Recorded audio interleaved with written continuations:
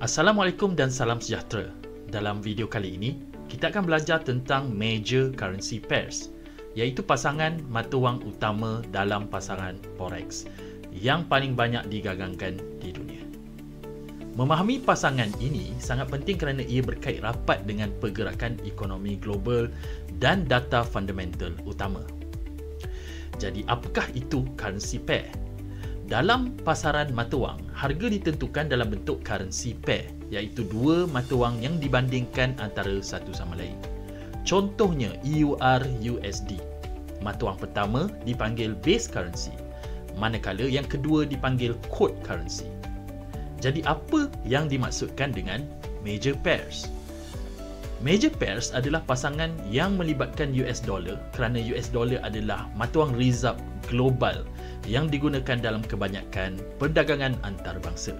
Disebabkan itu, major pairs mempunyai liquidity yang tinggi, spread yang rendah dan sangat sensitif terhadap data ekonomi dari Amerika Syarikat.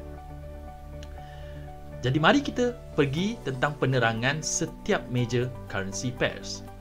Nombor 1, Euro-USD atau EUR-USD. Ini adalah pasangan paling popular di dunia. Ia banyak dipengaruhi oleh polisi ECB, data inflasi Eropah serta laporan ekonomi Amerika Syarikat seperti NFP dan CPI. Yang kedua adalah GBP-USD atau Great Britain Pound US Dollar.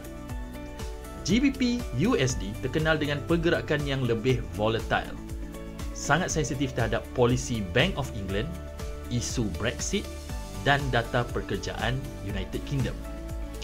Nombor 3 adalah USD JPY atau US Dollar Japanese Yen. Yen adalah mata wang safe haven. USD JPY sering bergerak berdasarkan sentimen risiko global, perbezaan kadar faedah antara Federal Reserve dan Bank of Japan serta pergerakan pasaran bond. Seterusnya adalah USD CHF ataupun US Dollar Swiss Franc. Swiss franc juga dianggap sebagai safe haven. Pasangan ini banyak dipengaruhi oleh geopolitik Eropah, keputusan SNB dan pergerakan USD. Berikutnya adalah USD CAD atau US Dollar Canadian Dollar. Canadian Dollar berkait rapat dengan harga minyak kerana Kanada adalah pengeksport petroleum. Jadi, USD CAD sering bergerak seiring perubahan harga minyak dunia. Seterusnya adalah AUD USD atau Australian Dollar US Dollar. Australian Dollar sensitif terhadap pasaran komoditi seperti emas serta data ekonomi China. Ini kerana China adalah rakan dagang terbesar Australia. Dan akhir sekali, NZD USD atau New Zealand Dollar US Dollar. New Zealand Dollar dipengaruhi oleh sektor pertanian, komoditi dan polisi Reserve Bank of New Zealand. Jadi kenapa penting untuk kita faham major pairs ini? Terdapat 3 sebab utama kenapa trader perlu faham major pairs. Pertama, likuiditinya yang tinggi, jadi lebih mudah untuk masuk dan keluar pasaran. Kedua adalah spreadnya yang rendah, jadi cost trading kita akan menjadi lebih kecil.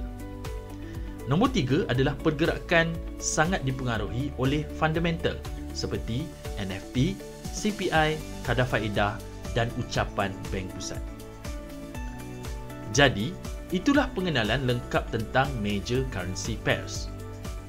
Dengan memahami karakter setiap pasangan mata wang, anda boleh membuat analisis yang lebih jelas berdasarkan data fundamental global. Terima kasih kerana menonton dan jangan lupa untuk ikuti sesi pembelajaran yang seterusnya.